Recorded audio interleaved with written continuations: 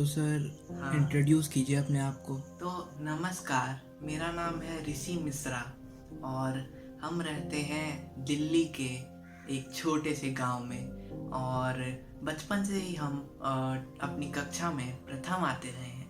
तो हमारा यही सपना था कि हम जब पैदा हुए थे तो हमें लगा था कि हमें कुछ अव्वल दर्जे का कुछ है। तो हमने सोचा कि क्यों ना रिस्क उठाया जाए और हमेशा हर क्लास में प्रथम आया जाए। तो तब से हमने इतनी ज़्यादा पढ़ाई करनी शुरू कर दी कि तब से लेके अब तक हम हर एक क्लास में प्रथम आते हैं। अपने इनिशियल स्ट्रगल्स के बारे में कुछ बताइए। हाँ, तो भैया हम आपको क्या ही बताएं अपना स्ट्रगल के बारे में। मतलब स्ट्रगल तो भैया भयंकर बुरा वाला हुआ है हमारा।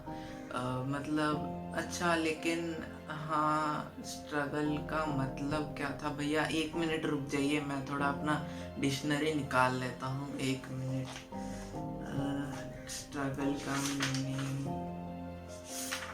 अच्छा हाँ, हम समझ गए आप क्या बोलना चाह रहे हैं। तो भैया असल में हमारा स्ट्रगल बचपन से ही चालू हो गया था।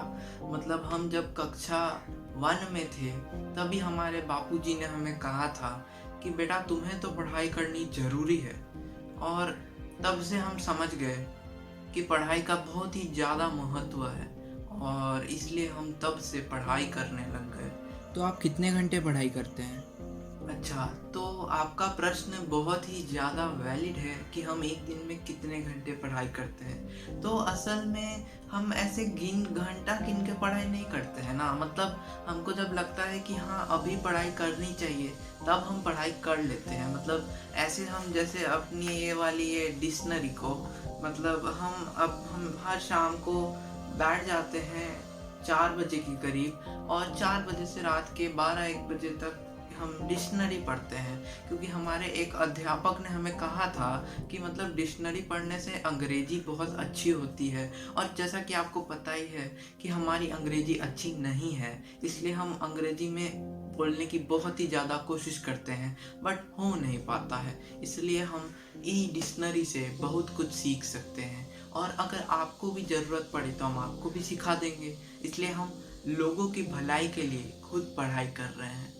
और जैसा कि आपने कहा कि हम कितने घंटे पढ़ाई करते हैं, तो मतलब एवरेज पे देखा जाए तो 24 घंटों में से हम लगभग 18 घंटा तो पढ़ ही लेते हैं और बाकी का घंटे सोने और खाने पीने में तो चला ही जाता है। तो इतने घंटे पढ़ाई करने के बाद आप और कौन सी चीज़ करते हैं पढ़ाई के अलावा? हाँ, तो आपका ई वाला प्रश्न हमें बहुत ही ज़्यादा बुरा लगा, क्योंकि आप हमसे पूछ रहे हैं कि हम पढ़ाई छोड़ के। तो भैया ये शब्द का यूज़ ही क्यों किया जा रहा है कि छोड़ के? हम क्यों पढ़ाई छोड़ेंगे? पढ़ाई हमें इतनी ज़्यादा पसंद है। मतलब हमारे बापूजी ने जैसा हमें कहा था कि पढ़ाई बहुत ही महत्वपूर्ण है, इसके चक्कर में हम दिन से रात तक पढ़ाई ही करते हैं, क्योंकि उनके हिसाब से पढ़ाई से ही कुछ होता है। और हम भी इस बात से बहुत ही ज़्यादा अग्री करते हैं। आप समझ रहे हैं ना हम क्या करते हैं? हाँ, तो हम ई बात से बहुत ही ज़्यादा अग्री करते हैं, इसलिए हम पढ़ाई छोड़ तो सकते ही नहीं हैं। परंतु फिर भी अगर आप पूछें कि मतलब हम क्या करते हैं पढ़ाई के अलावा, तो हम भैया और कुछ नहीं करते हैं, क्योंकि हमने जैसा कहा कि 24 घंटा में से 18 घंटा तो पढ़ाई में ही चला जाता है। बाकी का घंटा भैया सोना और थोड़ा बहुत खाने पीने में निकल जाता है। लेकिन हम बहुत ही ट्राई करते हैं कि अपना मनपसंद शौकीन कुछ बुक भी पढ़ लें। तो जैसा कि हमें पता चला है कि कल आपके बोर्ड्स के रिज़ल्ट आए हैं, तो आपका रिज़ल्ट कैसा आया है? तो हाँ भैया, आपने बहुत ही सही क्वेश्चन पूछा है कि हमारे कितने परसेंट आए हैं। तो भैया हम आपको अच्छे से एक्सप्लेन करते हैं कि कैसे रिज़ल्ट आया और हमने कैसे देखा। तो भैया ये कुछ ऐसा हुआ कि हमें पता ही नहीं था कि रिज़ल्ट आने वाला है। न्यूज़ चैनल वाले पिछले 1 हफ्ते से यही कह रहे हैं रिज़ल्ट अब आएगा, रिज़ल्ट अब आएगा। तो हमने तो मतलब उम्मीद ही छोड़ दी थी कि रिज़ल्ट अब आएगा। परंतु अचानक से हमारे बोर्ड वालों ने रिज़ल्ट निकाल दिया और मुझे लगता है कि हमने बहुत ही खराब मार्क्स हमने लिए हैं, क्योंकि हमें लगता है कि बोर्ड वालों ने कहीं चेकिंग में गलती की है, तो हम अपना पेपर ना वापस से चेक होने के लिए दे देंगे, और परंतु हमें पता नहीं कि उसके लिए कितना टाइम लगेगा। तो हमें हमें 99.9% आए हैं और 0.1% छूट चुके हैं। तो वो भी हम ट्राई करेंगे रीचेकिंग के थ्रू 100% ले आए। परंतु हमारे बापूजी ने कहा था कि हमें 110% जरूर लाने चाहिए। परंतु हम बहुत ही ज़्यादा दुखी हैं कि हम अपने बापूजी की बात नहीं मान पाए और हमारे इतने कम अंक प्राप्त हुए। परंतु हम कोशिश हमेशा से करेंगे कि हम अगले परीक्षा में 110 या 150% जरूर लेके आए। क्या आपको कोई अफसोस रहेगा इस रिजल्ट से? हाँ भैया, मतलब अफसोस तो हमें काफ़ी ज़्यादा है, बहुत सारी चीज़ों का है कि हमारा इतना अंक कैसे छूट सकता है परीक्षा में। हमने इतनी पढ़ाई की थी, हम लैंप पोस्ट के नीचे बैठ के पढ़ाई करते थे, मतलब पास में से गटर निकलती थी, हम उस पर बैठ के पढ़ाई करते थे। बारिश का मौसम था, आस पास मेंढक गुटरगू करते थे, फिर भी हम एक मिनट, मेंढक तो गुटरगू कर ही नहीं सकते, मेरा मतलब है मेंढक वहाँ पे टर टर करते थे, परंतु तो भी हम उन सब के बीच में रहकर इतना संघर्ष कर कर हमने इतनी मेहनत कर कर इतना मार्क्स ले आया, परंतु उसका कोई फायदा ही नहीं हुआ। हमारे बापूजी संतुष्ट नहीं है और ना ही हम संतुष्ट हैं। ऐसे कैसे चलेगा? बहुत अफसोस है भैया, आप समझ नहीं पा रहे हैं। तो सर, लाइफ में क्या करने का सोचा है आपने?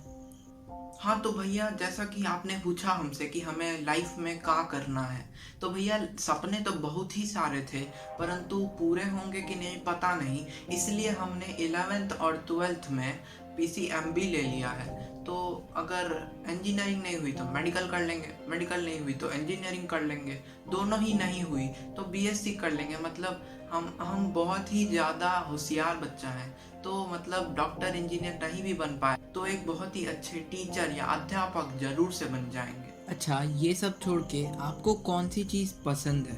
तो भैया हमें बहुत सारी चीज़ें ही बहुत ही ज़्यादा पसंद है, जिनमें से एक तो किताबें हो गई। किताबों का हमें बचपन से ही बहुत ही ज़्यादा शौक था, जैसे कि हमने आपको पहले भी बताया है। और किताबों में भी बहुत प्रकार होते हैं, जैसे कि बच्चों के लिए अलग किताबें होती है, हास्य किताबें अलग होती है, उसके बाद बहुत सारी किताबों में पोएम्स होते हैं, बहुत सारी किताबों में कहानियाँ होती हैं।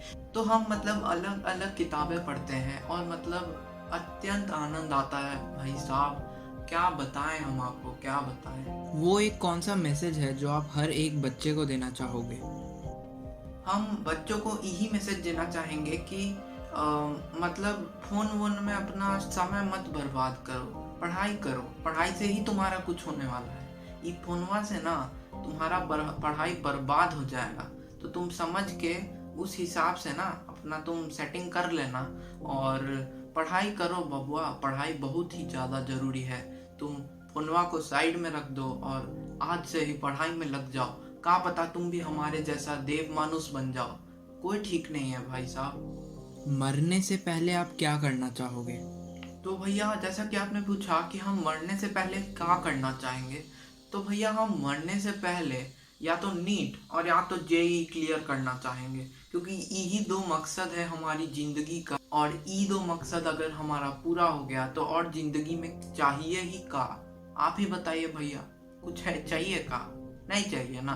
तो बस या तो नीट क्लियर करेंगे या तो JEE करेंगे, नहीं तो हम तो बेरोजगार ही है ना।